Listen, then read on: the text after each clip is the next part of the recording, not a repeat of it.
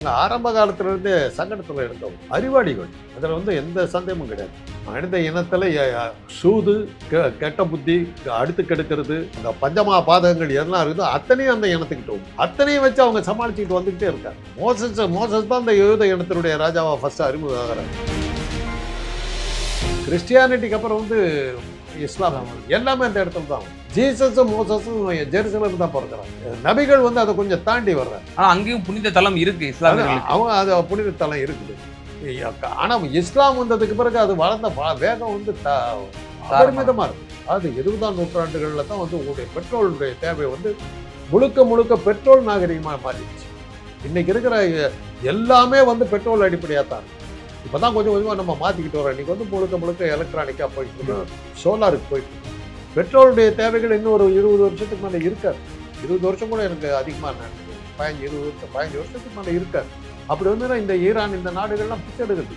இவங்க ஒன்னா இருந்தாங்கன்னா பெட்ரோல் இவனுக்கு வச்ச வேலை தான். பெட்ரோல் ரொம்ப சீப்பா இருந்ததுங்க. ஆமா, நடுமத்தில இந்த குவைத் இது போன்ற நாடுகளுக்கு மத்தியில் இந்த ஐரோப்பியர்கள் பண்ண ரகலையில் தானே பெட்ரோல் விலை ஏற்றிட்டு நாங்க வைக்கிறதாண்டா விலைன்னு அதுக்கப்புறம் தானே அதுக்கப்புறம் பெட்ரோல் என்ன விலை.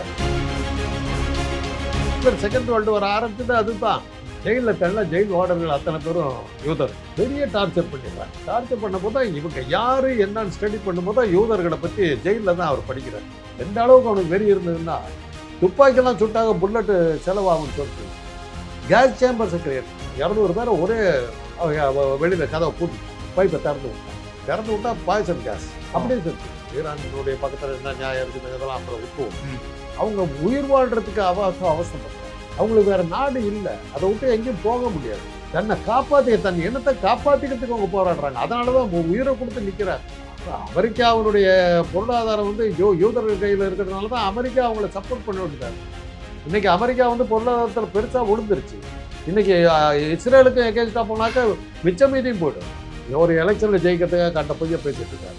நாங்கள் உன்னை தாக்குற ஐடியாவிலே இல்லை. அணுகுண்டை வச்சுட்டு உன் மேலே போட்டால் நான் தப்பிச்சுக்கோனா இல்லை நான் என் மேலே போட்டால் நீ தப்பிச்சுக்கிறேன். சரி கராச்சியில் நீ போடு அணுகுண்டை போடு. 50வது மைண்டில் இருக்கிற நீ தப்பிச்சிருக்க. குண்டு வெடிச்சோன்னே நான் செத்து போடுவேன். கதிர் வச்சு நீ செத்து போகிற அவ்வளோதான். சூசைட்.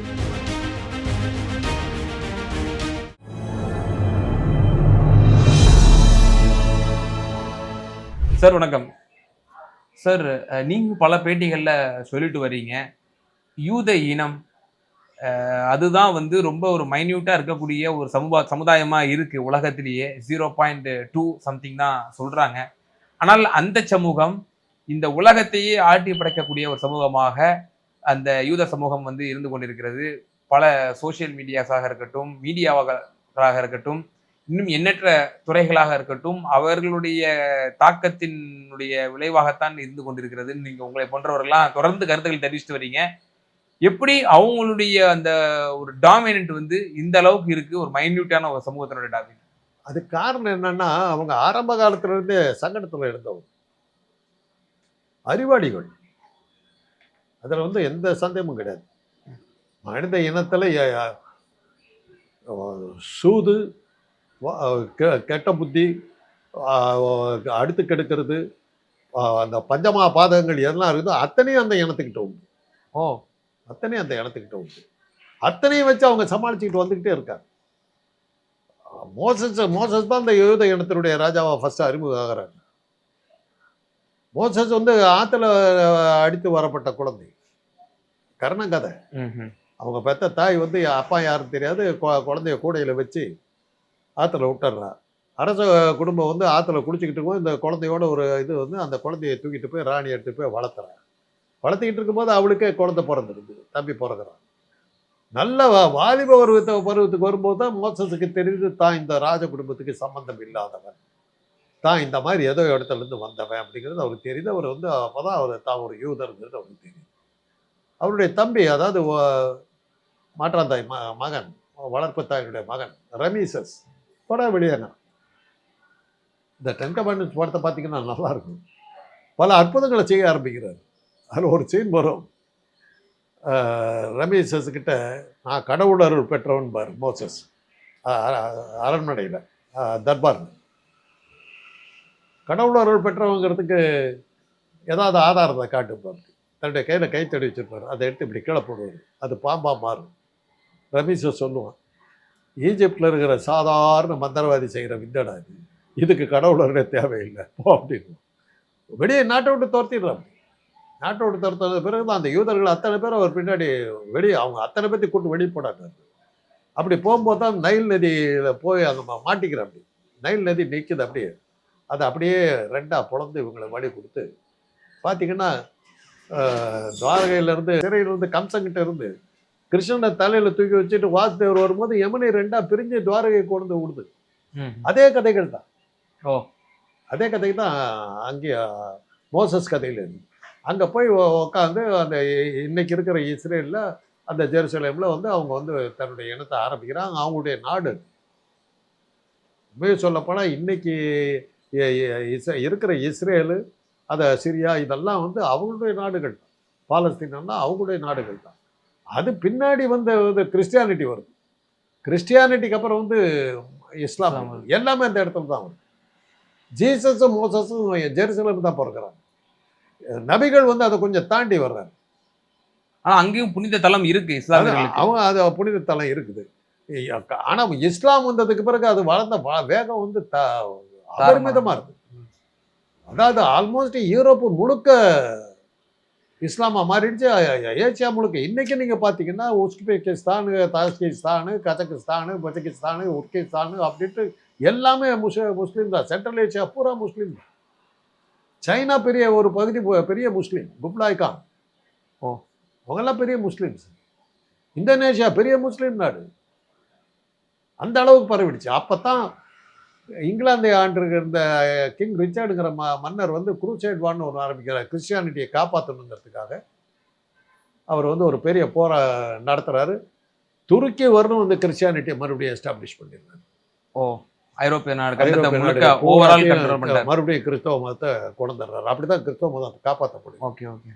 அந்த நேரத்தில் தான் இவன் செங்கிஸ்கா, இவன் அட்டில்லா அப்படிங்கிறவன் பயங்கரமான ஒரு ராஜா. இன்னைக்கு வரலாம் அவனுக்கு இணையான ஒரு கொடூரமான ராஜா யாருமே கிடையாது. அவன் மறுபடியும் படையெடுத்துக்கிட்டு வந்து இஸ்லாமா மாற்றிக்கிட்டு வர்றான். ரோமுக்கிட்ட வந்துட்டான். இன்னும் ஒரு ஸ்டெப் வச்சான்னா போப்பாண்டவர் கைது செய்யப்படுவார். அப்போ வந்து அந்த நடுமத்தில் ஒரு நதி இருக்குது. அந்த நதிக்கிட்ட வந்து போப்பாண்டவர் என்ன சொல்கிறார், அவனுக்கு சொல்லி அனுப்புகிறார் அட்டில்லாக்கிட்ட, உன்னை நான் சந்திக்கணும், தனியாக சந்திக்கணுங்கிறார். அவன் ஒரு போட்டில் வர்றான், இவர் போப் ஒரு போட்டில் வர்றார். ரெண்டு பேரும் நடு ஆற்றுல நின்று பேசுகிறாங்க. ரெண்டே பேருக்கு தான் என்ன பேசுனாங்கன்னு தெரியும். இன்னைக்கு வரலும் வரலாற்றில் அவிழ்க்க முடியாத மர்மங்களில் ஒன்று அது. போப்பை பார்த்து பேசி முடிச்சுட்டு திருமண அட்டில்லா ஒரு சாத்வீகமான மனிதனாக மாறி, அமைதியான மனிதனாக மாறி அப்படியே போயிட்டாங்க. ஒரு போராட்டத்துக்கு கூட வரல. இன்னைக்கு வரலும் யாருக்கும் தெரியாது அட்டில்லா கிட்ட போப்பு என்ன பேசினாலும் யாருக்கு. இதெல்லாம் வந்து எல்லா இனங்கள்லையும் இருக்கிற கதைகள். நீங்க அசோகனை எடுத்தீங்கன்னா, அசோகம் மாதிரி ஒரு கொடூரமான ஒரு அரசனை பார்க்கவே முடியாது. அவ்வளவு பெரிய பயங்கரவாதி, கொலகார். அவனுக்கு 120 சகோதர சகோதரிகள். எல்லாத்தையும் கொண்டுகிட்டு வரான். ஒருத்தர் பாக்கி இல்லாம கொள்றான். ஒரு அண்ணனுடைய மனைவி தப்பிச்சு ஓடிடுறான். அவ பிரெக்னென்ட், கர்ப்பவதியா இருக்கா. ஒரு வருஷம் விடாம தேடி கண்டுபிடிச்சு அவளை கொண்டுபிட்டு தான் மறுவேளை பார்க்கறான். அப்படிப்பட்ட ஆளு தான் கலிங்க போர்ல ஒரு பௌத்த சாமியாரை பார்த்து அப்படியே சாத்வீகமா அகிம்சா மாறும். இதெல்லாம் வரலாற்றுல இருக்கிற பெரிய விஷயங்கள். இந்த யூதர்கள் கதையில வந்து நீங்க பாத்தீங்கன்னா அவங்க இஸ்ரேலுக்கிட்ட ஒரு நியாயம் இருக்குது. நம்ம இல்லைன்னு சொல்ல முடியாது. இன்னைக்கு இருக்கிற பாலத்தீன் வந்து அவங்களுடைய நாடு. இப்ப என்னோட கேள்வி அதான் சார். இப்ப நீங்களே சொன்னீங்க ஆரம்பத்துல யூதர்கள் முன்னாடி இருந்தாங்க, அவங்களுடைய புனித தலங்களும் இருக்கு. அதன் பிறகு கிறிஸ்தவ மதம் வந்து ஜீசஸோட வருகை இருந்துச்சு. ஜீசஸை படுகொலை செய்ததே வந்து ஜூதாஸ் தான் அப்படின்ற ஒரு வரலாறை நம்ம பார்க்கிறோம். அதன் பிறகு இஸ்லாமிய மதம் வருது, அவங்களுக்கும் புனித தலம் இருக்கு. மும்மதங்களும் உள்ளடங்கிய அந்த ஒரு ட்ரெடிஷ்னல் வந்து அந்த பூமிக்கு உண்டு. இப்போ யூதர்கள் கிறிஸ்தவர்களாக மாறுகிறார்கள் ஒரு காலப்போக்கிலே. கிறிஸ்தவர்கள் இஸ்லாமியர்களாக மாறுகிறார்கள். அந்த மக்கள் தங்களுடைய வாழ்வியலை மாற்றிக்கொண்டு அந்த அரசாங்கத்தை அவர்கள் நிறுவிக் கொள்கிறார்கள் என்று சொன்னால், அதை வந்து கரண்ட் ஸ்டேட்டஸ் நம்ம எடுத்துக்க முடியும். அதை வந்து நம்ம திருப்பி நம்ம பழைய காலத்துக்கு நம்ம அந்த ஒப்பிட்டு நம்ம அதை பேசணும்னா அது சரியா வருமா? உதாரணத்திற்கு சமகாலத்திலே நாம் ஒரு உதாரணத்துக்கு சொல்ல வேண்டும் என்று சொன்னால், இங்க இருக்கக்கூடிய இந்துத்துவவாதிகள் பாபர் மசூதியை இதற்கு முன்னாடி பாபர் இடித்து கட்டினார், ராமர் தான் பிறந்தார் என்று அவர்கள் கூறுகிறார்கள். அந்த வாதம் அப்போ நீங்க இந்த இந்த ஒப்பீட்டை நீங்கள் செய்தீர்கள் என்று சொன்னால் பல லட்சக்கணக்கான ஆண்டுகளுக்கு முன்னாடி ராமர் பிறந்தது என்று அவர்கள் வைக்கக்கூடிய வாதங்களும் நீங்கள் ஏற்றுக்கொள்வீர்களாங்கிற கேள்விதான் முன். ராம இந்த ஊர்ல பிறந்தாங்கிறதுக்கு என்ன ஆதாரம்? இதெல்லாம் வரலாறு. இப்ப நான் சொன்னது போற ஜீசஸ் மோசஸ் எல்லாம் வரலாறு. ராமன் வந்து இதிகாச புருஷன், வரலாறு கிடையாது, ஆதாரம் கிடையாது. அப்படி பார்த்தீங்கன்னா சீதை வந்து நேபாளில், அப்புறம் எப்படி அவுட் சைடர் ஆகிட்டாங்க? எப்படி எப்படி லவகுசன் எப்படி ராஜாவை ஏற்றுக்கிட்டீங்க? என்ன சம்பந்தம்? எந்த கதையை சொல்றீங்க? அதெல்லாம் பேசுறது அர்த்தம் இல்லை. இல்ல சார், அந்த மக்கள் தான் சார். இல்ல உதாரணத்தை நான் கேட்கிறேன். இப்போ சுப்பிரமணிய சாமி 3000 மசூதிகளை நான் கணக்கெடுத்து வைத்திருக்கின்றேன், விராட் இந்து சங்கம்னு வச்சிருக்காரு அவரு. 3000 மசூதிகள் இதற்கு முன்னதாக இந்து மத கோவில்களாக இருந்தது, அவைகள் எல்லாம் இடித்து பிறகு மசூதிகளாக கட்டப்பட்டது என்று அவர் கூறுகிறார். 400 கிட்டத்தட்ட ஒரு நபிகள் வருகைக்கு பிறகுதான் இங்க வந்து பல 100 ஆண்டுகளுக்கு பிறகுதான் இங்க வந்து இஸ்லாம் பரவி இருக்கும் நிச்சயமாக. அப்ப அதற்கு முன்னாடி அந்த இந்து மதத்தை சார்ந்தவர்களுடைய ஆலயங்கள் தான் இருந்திருக்க கூடும். அவர்கள் தங்களுடைய வாழ்வியல் முறையை இஸ்லாமாகவோ இல்ல கிறிஸ்தவமாகவோ மாற்றிக்கொண்டு அந்த மக்களே அவர்கள் வந்து அந்த வழிபாட்டு தலங்களை மாற்றி அமைக்கும் பொழுது நம்ம மீண்டும் அங்க உள்ள புகுந்து இல்ல இது வந்து முஸ்லிம் மசூதி கிடையாது, இது வந்து சர்ச் இருந்துச்சு, இல்லாட்டி இது இருந்துச்சு, இந்து மத கோவில் இருந்துச்சு அப்படின்னு சொல்லி வைக்கக்கூடிய வாதம் எந்த அளவுக்கு ஒரு பிழையான வாதமோ அது போல வாதம் தானே சார் நீங்களும் வைக்கிற மாதிரி இருக்கு. ரொம்ப கரெக்டா சொன்னீங்க. ஆரிய வந்தேரிகள் இப்ப இஸ்ரேலுக்கிட்ட இருந்தா அவங்களும் வந்தாங்க. இங்க வந்தபோது இங்க இருந்த மதம் வந்து சமண மதம். அதுக்கு பிறகு ஆரிய வந்தேரிகள் வந்த பிறகு தான் பௌத்த மதம் வருது. சமண மத கோயில்களை எல்லாம் தான் இவங்க பள்ளிகளை தான் இடிச்சாங்க. பாரதி பாடுறாரு, பள்ளித்தலம் அனைத்தும் கோவில் செய்குவோம். என்ன அர்த்தம்? சமண பள்ளிகளை எல்லாம் கோயிலாக்குறேன். திருவண்ணாமலை கோயில் சமணர் பள்ளி, மதுரை கோயில் சமணர் பள்ளி, சிதம்பரம் சமணர் பள்ளி,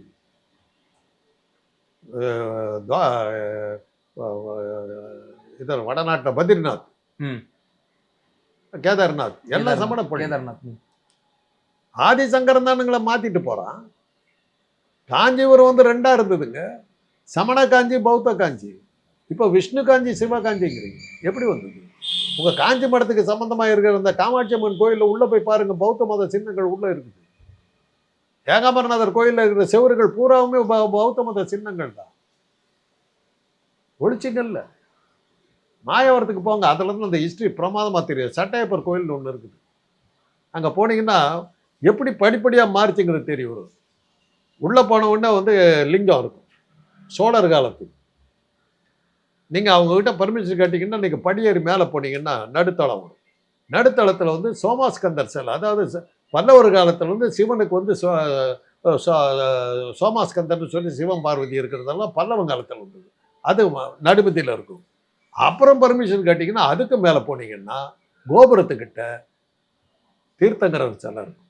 அவருக்கு அந்த உடம்புல வந்து இப்படி ஒரு கோடு இருக்கும். அது வந்து சட்டப்பட்டுக்கிறாருன்னு சொல்லிட்டு அவர் சட்டையை பிறகு மாற்றிட்டாங்க, தீர்த்தங்கரர் கோயில்.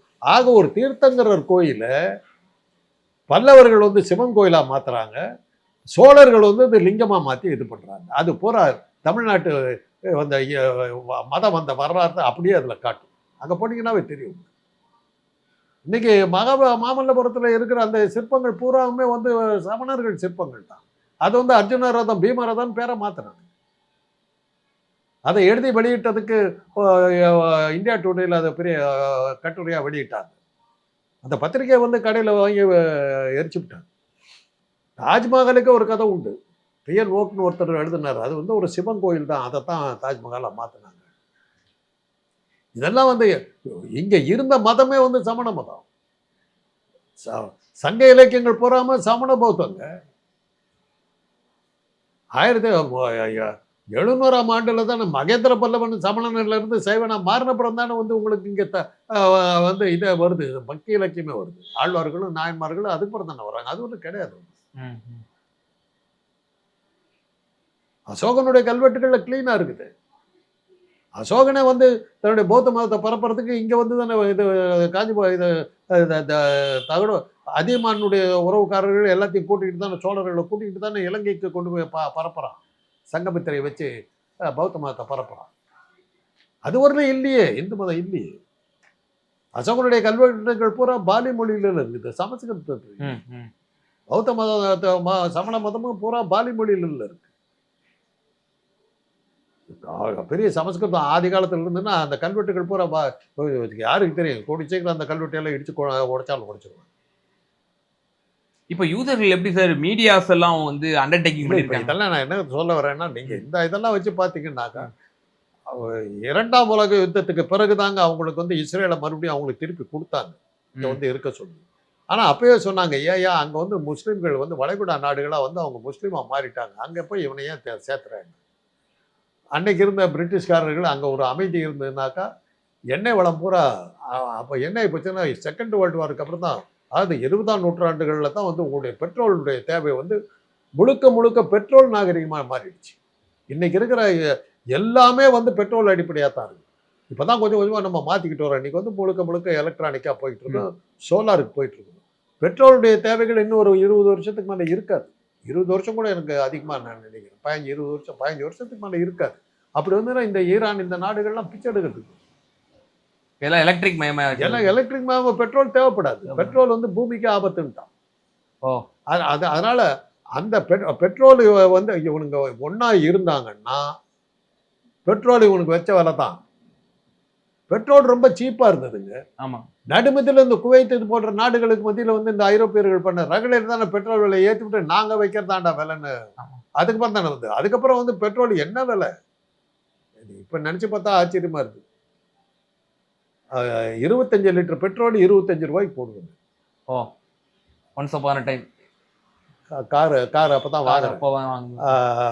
70ஆம் வருஷம் வாங்குறேன். அந்த காருக்கு 25 லிட்டர் பெட்ரோல் போடும், 25 ரூபா. அதுக்கு முன்னாடி ஸ்கூட்டர் வச்சிருந்தேன், 5 லிட்டர் பெட்ரோல் 5 ounce ஆயில் 5 ரூபா. ஓ, அவ்வளோதான். இன்னைக்கு 5 ரூபாய் இன்னைக்கு இல்லைன்னு வச்சுங்க, அது வேறு விஷயம் சொல்கிறேன். அதனால இதெல்லாம் வந்து நீங்கள் வந்து ஆதி காலத்தையெல்லாம் பேசிக்கிட்டு போகிறதுல அர்த்தமே இல்லை. அப்படி பார்த்தாக்கா அரப்பா முகத்தாரோலேருந்து இருந்தது நாம தான்.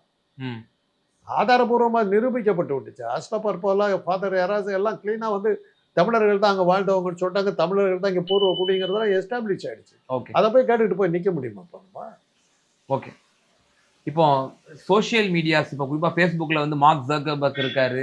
அதே போல் இப்போ மீடியாஸ் ஃபுல்லாக வந்து யூதர்களோட கண்ட்ரோலில் தான் இருக்குது. அவங்க செட் பண்ணுற நேரேட்டிவை தான் வந்து இப்போது செய்திகளாக வருது.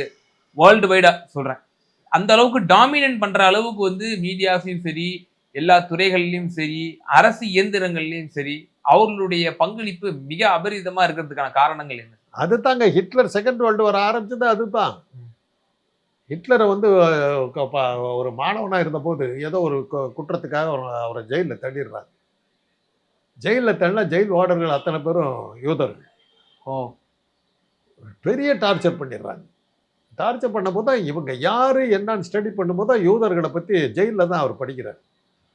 படிச்சிட்டதுக்கு பிறகு தான் அது வரல அவர் வந்து கார்ட்டூனிஸ்டாக தான் அவர் வரத்துக்கு முயற்சி பண்ணார். படம் வரைகிறதுக்கு தான் அவர் முயற்சி பண்ணிட்டு இருக்காரு. அதுக்கப்புறம் தான் அவர் அரசியலுக்கு வரதுக்கு முடிவு எடுக்கிறார். முடிவு எடுத்து அப்போ வந்து பிஸ்மார்க்குங்கிற ஒரு சர்வாதிகாரி தலைமையில் கொஞ்சம் கொஞ்சமாக பாப்புலராக இப்போ பேச்சு திறமை வந்து ஹிட்லரை அடிச்சுக்கவே முடியாது. அப்படியே நீங்கள் கூகுளில் வேணால் போட்டு பாருங்கள் அவர் பேசுறது. அதெல்லாம் அதான் சொல்லுவாங்க, திராவிட இயக்கங்களுக்கும் ஹிட்லருக்கும் அந்த நாஜிசத்துக்கும் ரொம்ப தொடர்புகள் உண்டு. பேசியே ஜெயிச்சோம். ஹிட்லர் வந்து அந்த கீழே லைட்ஸ் வச்சுக்குவார், சிவப்பு லைட்டு, ப்ளூ லைட்டு, பச்சை லைட்டு, அந்த மாதிரிலாம் வச்சுக்குவார். நான் கோபமாக பேசுகிறோன்னாக்கா இந்த பட்டனை கார்லேயே அப்படி தட்டினாக்கா அந்த சிவப்பு லைட் இருக்கும், அந்த கோபம் உங்குறோம். அந்த மாதிரி ஆக்ஷனோட. அப்போல்லாம் வந்து மைக் பெருசாக கிடையாது, தூரத்தில் இருக்கிறவனுக்கு இவன் என்ன பேசுகிறாங்கன்னு தெரியாது. அதனால் வந்து அந்த அந்த அந்த லைட்டை போட்ட உடனே கோபமாக பேசுகிறாங்க. அது மாதிரியெல்லாம் மக்களை அட்ராக்ட் பண்ணிட்டு வந்து பெரிய தலைவராக வந்ததுக்கு பிறகு அவர் சொன்ன காரணம் என்ன தெரியுங்களா? ஜெர்மனியிலேருந்து வெளியே வருகிற அப்போ வந்து டிவியெல்லாம் கிடையாது. வெளிவருகின்ற அத்தனை ஊடகங்களும் யூதர்கள் கையில் இருக்குது. யூதர்கள் என்ன நினைக்கிறாங்களோ அதுதான் ஜெர்மானிய மக்களுடைய கருத்துன்னு சொல்லி கருத்துக்களை திணிக்கிறாங்க. இவன் கருத்தை வந்து நம்ம பேரை சொல்லி திணிச்சுக்கிட்டு இருக்கான். அதை நான் அலோவ் பண்ண மாட்டேன். தமிழ்நாட்டு அரசியல் எடுத்தீங்கன்னா உங்களுக்கு தெரியும். ஓகே. அச்சு ஊடகங்கள் யாருக்கிட்ட இருக்கு? திராவிட இயக்கங்களை இதெல்லாம் எதிர்த்து தான் திராவிட இயக்கங்கள் ஜெயிச்சது. அதே தான் அங்கேயும் ஹிட்லர் பண்ணாங்க. யூதர்களை எதிர்த்து ஜெர்மானிய பத்திரிகைகளில் வெளிவர கருத்துக்கள்லாம் வந்து ஜெர்மனியில் வச்சுக்கின்ற யூதர்களுடைய கருத்தை தவிர ஜெர்மனிய மக்களுடைய கருத்துக்கள் இல்லைன்னு சொல்லி தான் அவன் ஆரம்பிச்சான். போரைய ஆரம்பிச்சான். முடிச்சு கட்டினான்ல. எந்த அளவுக்கு அவனுக்கு வெறி இருந்ததுன்னா, துப்பாக்கியெல்லாம் சுட்டாக புல்லட்டு செலவாகும்னு சொல்லிட்டு கேஸ் சேம்பர்ஸை கிரியேட் பண்ணான். குடிக்கிறதுக்கு போக சொன்னான். 200 பேரை ஒரே 4-5 குடிக்கிற ரூம் அதை இது பண்ணி வெளியில் கதவை பூட்டிட்டான். பூட்டிட்டு பைப்பை திறந்து விட்டா பாய்சன் கேஸ் அப்படியே செத்து போயிட்டான். இன்னொரு இடத்துல என்ன பண்ணான்னு தெரியுங்களா? ஒரு கால்வாய் வெட்டுறதா சொன்னான். இவங்களை போய் கால்வாய் வெட்ட சொன்னான். பார்த்து 5 அடி ஆழத்துக்கு கால்வாய் வெட்டி இது பண்ணாங்க. இந்த பக்கம் அந்த பக்கம் நிற்கிறாங்க. ஆர்மி விட்டான். ரெண்டு பேர்த்தையும் அப்படியே சுட்டான். ஆயிரக்கணக்கான பேரை சுட்டான். அப்படியே அந்த குழியில் விழுந்தாங்க. மூடிட்டு விட்டான். அவங்களையே குழி வெட்ட வச்சு அவங்களே கொண்டாங்க. இதெல்லாம் செஞ்சது வந்து கோயரிங்கிற ஒரு ஐக்மேனுங்கிற ஜெர்மானியர்கள் தான் இதெல்லாம் வந்து. ஐக்மேனுங்கிற தளபதி தன்னுடைய பேப்பர் வெயிட்டாக என்ன வச்சிருந்தாலும் யூதருடைய மண்டை ஓட்டை வச்சிருந்தான். அந்த அளவுக்கு அவங்க இதாக இருந்தாங்க. அத்தனையும் தாண்டி இதை சமாளித்து அமெரிக்கா உள்ளே வராமல் இருந்திருந்தாக்கா யூதையனா அழிஞ்சிருக்கும். ஓகே. தேவையில்லாமல் ஜப்பான் போய் பேர்ல் ஹார்பரில் போய் குண்டை போட்டு அமெரிக்கா உள்ளே வந்து அணுகுண்டை போட்டு உலகத்தை நிறுத்துச்சு. இல்லாட்டி போனால் யூதையனா அழிஞ்சிருக்கும். ஒன்று மாத்திரம் உறுதிங்க, நம்ம என்ன திராவிடம் பேசலாம் என்ன இது பேசலாலும் புத்திசாலியாக இருக்கவனை அடிக்கிறது அவ்வளோ சுலபம் கிடையாது. டைனோசர்ஸ் எல்லாம் இதெல்லாம் அழிஞ்சு போச்சுங்க. இல்லை, புத்திசாலின்ற வார்த்தை ரொம்ப கூர்மையானவங்கன்னு சொல்றீங்க இல்லையா? புத்திசாலிங்கிறதுனாக்கா தன்னுடைய சர்வைவலுக்காக எதை வேணாலும் பண்ணுவாங்க. அதை நியாயப்படுத்துகிற சாமர்த்தியம் இருக்கிற புத்திசாலித்தனத்தை தான் நான் சொல்றேன். இப்போ அவங்களோட அல்டிமேட் எய்ம் என்ன சார்? அவங்கள பொறுத்தவரை ஒரு பாயிண்ட்டுங்க. நம்ம ஈரானுடைய பக்கத்தில் என்ன நியாயம் இருக்குதுங்கிறதெல்லாம் அப்புறம் விட்டுருவோம். அவங்க உயிர் வாழ்றதுக்கு அவசரப்படுறாங்க. அவங்களுக்கு வேற நாடு இல்லை. அதை விட்டு எங்கேயும் போக முடியாது. தன்னை தன் இனத்தை காப்பாற்றிக்கிறதுக்கு அவங்க போராடுறாங்க. அதனால தான் உயிரை கொடுத்து நிற்கிறாங்க. அமெரிக்காவினுடைய பொருளாதாரம் வந்து யூதர்கள் கையில் இருக்கிறதுனால தான் அமெரிக்கா அவங்கள சப்போர்ட் பண்ண வேண்டியதாக இருக்குது. இன்றைக்கி அமெரிக்கா வந்து பொருளாதாரத்தில் பெருசாக விழுந்துருச்சு. இன்றைக்கி இஸ்ரேலுக்கு எகேன்ஸ்டாக போனாக்கா மிச்சம் மீதியும் போய்டும். அப்புறம் பார்த்தீங்கன்னாக்கா இங்கே யாருங்க பிச்சை எடுத்துக்கிட்டு போது ட்ரம்ப் தாங்க சவுத்துக்கு நாட்டு அடிச்சு நிற்கிறான்னு சொல்லுவீங்க. அந்த மாதிரி அமெரிக்கன் எக்கானமி கொலாப்ஸ் ஆகிடுது. அதனால தான் அமெரிக்கா வந்து இஸ்ரேலை வந்து சப்போர்ட் பண்ண வேண்டிய கட்டாயத்தில் இருக்குது. நாம் வந்து நம்ம எப்போவுமே வந்து இஸ்ரேலை சப்போர்ட் பண்ணதில்லை. காரணம் என்னன்னா, நமக்கு பெட்ரோல் தேவை. பெட்ரோல் வந்து பெரிய விஷயம் இல்லை நமக்கு. கெரோசின் தான் அன்றைக்கி அடித்தட்டு மக்களுக்கு வந்து அடிப்பெருக்கிறதுக்கு பயன்படுத்துறது, பல விஷயத்துக்கு பயன்படுத்துறது வந்து கெரோசின் இல்லைன்னா நம்ம இந்தியாவை அடித்தட்டு மக்கள் பூரா அடிபடுவாங்க. அதனால தான் நம்ம வந்து பெட்ரோல் தயாரிக்கிற வளைகுடா நாடுகளை நம்ம சப்போர்ட் பண்ணி இஸ்ரேல் மேலே நியாயங்களே இருந்தாலும் கூட நம்ம ஆதரிக்கிறோம். ஒரே ஒரு தடவை தான் ஈஜிப்டை வந்து இந்திரா காந்தி சப்போர்ட் பண்ணாங்க. ஆனால் இஸ்ரேல் எதிர்பார்க்காத ஒரு விஷயம் என்னன்னாக்கா, ஈரான் இந்த அளவுக்கு திருப்பி தாக்குன்னு அவங்க எதிர்பார்க்க அடிக்கடி உதக்கி கொடுத்துட்டாங்க. இந்த அளவுக்கு அவங்க திருப்பி அடிப்பாங்கன்னு எதிர்பார்க்க. நீங்கள் பார்க்குற டெல் அவீவே இல்லைங்கிற அளவுக்கு போயிடுச்சு. அவங்க கேபிட்டலே இல்லைங்கிற அளவுக்கு பிடிச்சிருந்தாங்க.